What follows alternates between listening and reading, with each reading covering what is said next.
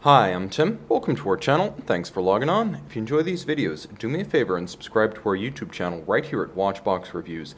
I would really appreciate it, and I promise to update daily. If you like this watch, you can see it and you can purchase it on our website, thewatchbox.com. And today we are discussing the IWC Pilot's Watch Mark 18 in stainless steel. This is the reference 3270-12 with the silver dial and the black transferred numerals and indices. You can see that this watch, part of the 2016 bumper crop year of the Pilot at IWC, represents the latest 40mm case size for the long-running Mark series.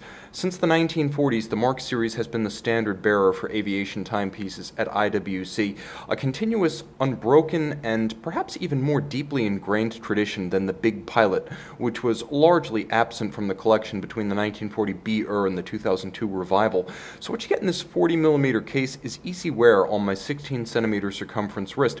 It's surprisingly broad across the wrist, however. That is its largest dimension at 51.1mm, but it's slim. For a watch with automatic winding and a anti-magnetic inner cage, it's impressive that it's only 11.1mm thick. It will easily slide under a cuff. The spacing between the lugs, should you wish to accessorize, and that is common on pilot's watches, is 20mm. The strap fitted is sheer in its profile, calfskin as is the way with aviators, but with a monotone stitch all in black. This is a somewhat more formal option among the Mark 18s. It is created by Italian leather specialist Santoni, a supplier to IWC across its model lines now. You can see there's signature signal orange on the underside. No part of that is visible when it's on your wrist, but the quality, the souplesse, the richness of this leather does set it apart from previous practice at IWC. Satin finish as well as polish, a thoughtfully designed accent on the watch. The pin buckle is small, easily adjusted, and of high quality. Stainless steel to match the case itself, and the case itself entirely in satin finish with just two small accents. You can see a combination of satin flanks and satin hoods, but with a small polished bevel and a small polished lip around the circumference of the bezel. The bezel itself, minimalist. The timepiece, minimalist in every respect, as the dial is quite minimally calibrated.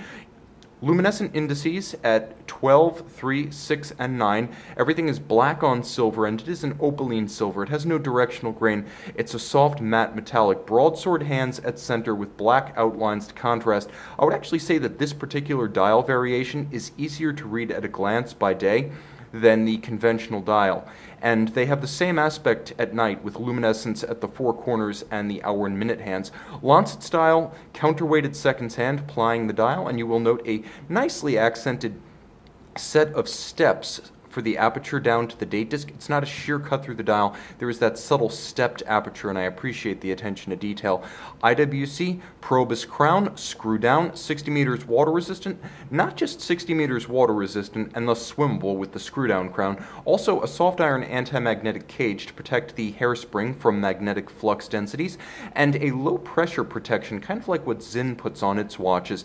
It's insurance against ejection of the crystal and the seals should you be in a cabin that is an aircraft cabin that explosively decompresses.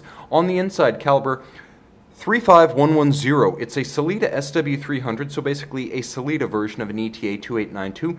25 joules automatic winding bidirectional, 42-hour power reserve. It has both stop seconds and a quick set function for the date. It's ordered on a high grade, and it is regulated by IWC, so the timekeeping and the final quality control of the watch as a fully cased product is all on IWC. They do a fantastic job. Tri-motor Junkers U-52 on the back, an aircraft that in recent times IWC has supported on a vintage aircraft touring basis, and the watch itself a tribute to a time when the JU-52 was quite a bit more common, the first half to middle of the 20th century.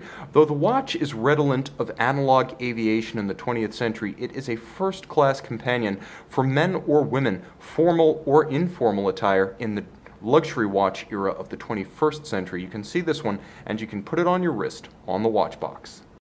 And we're back with the IWC Pilot's Watch Mark 18. As you can see, no question about the time. Four corners loomed with hands at center. See it by day on the watch box.